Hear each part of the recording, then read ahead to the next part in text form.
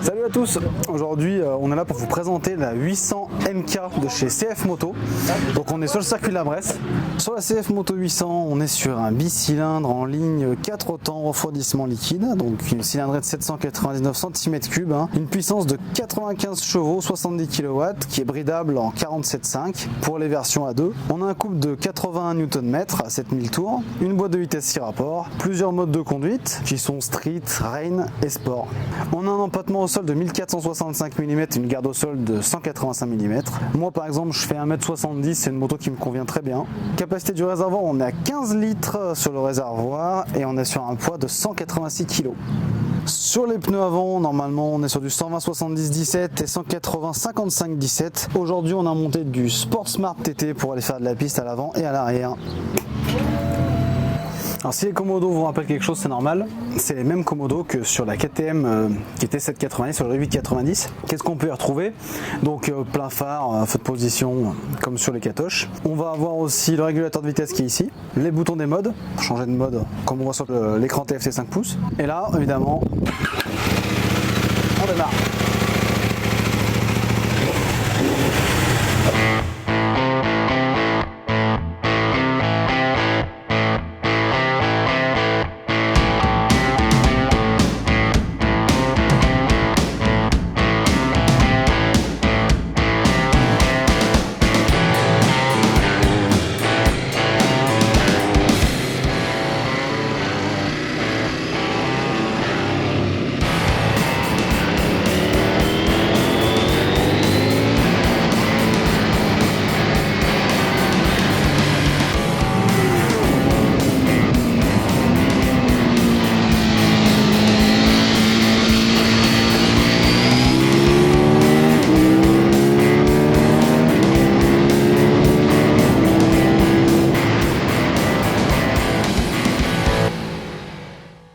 Déjà merci Renault Shield pour le sponsor. Non, du coup, CF Moto, ils essaient de nous vendre cette CF Moto, en tout cas sur leur site. On voit qu'ils font de la piste avec, ils font de la route, ils font de la balade. Ils nous la vendent un peu comme la bonne à tout faire.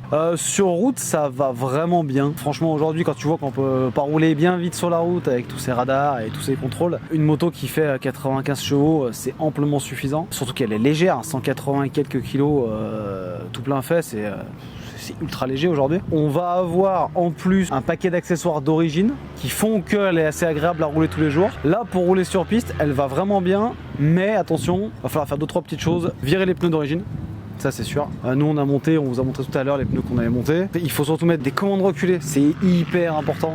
Là on n'en a pas mis ce coup-ci, on s'est dit tiens on y va comme ça. Là dessous les bouboules elles sont râpées.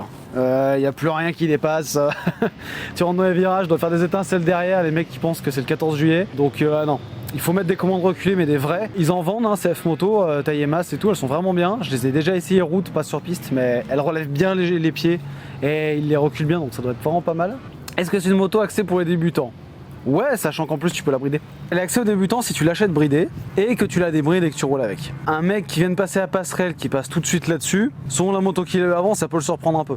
Ça me cylindre en ligne, ça en a en bas, ça en a un peu en haut. C'est des machines qui sont un peu complexes à prendre en main au début par rapport à un 4 cylindres où c'est s'il fait hurler. Là, faut prendre tout de suite le pli, mais très honnêtement, elle est accessible à tout le monde. Qu'est-ce que je pourrais leur reprocher? C'est qu'elle pied un peu trop bas d'origine, mais ça c'est parce qu'on est vraiment sur piste aujourd'hui. Sinon tous les jours avant que ça frotte, tu peux y aller. Si, il y a l'amortisseur de direction qui est pas d'origine dessus, qui est que sur la version Advance et pas sur la version Sport. C'est dommage parce que même sur route, nous on arrive à faire des petits guidonnages, c'est pas terrible. Quand on a fait le tour de la bécane, franchement, il n'y a plus grand chose à dire. Elle va vraiment bien, c'est une bonne moto. Tout à l'heure, je roulais avec un gars qui roule en R1, on faisait les mêmes temps quoi, ça allait super bien. C'était peut-être un peu plus dur avec la NK, faut pas déconner, elle est pas faite à 100% pour la piste comme un R1, mais sinon, très honnêtement, vraie bonne moto, je pense qu'ils tiennent leur promesse.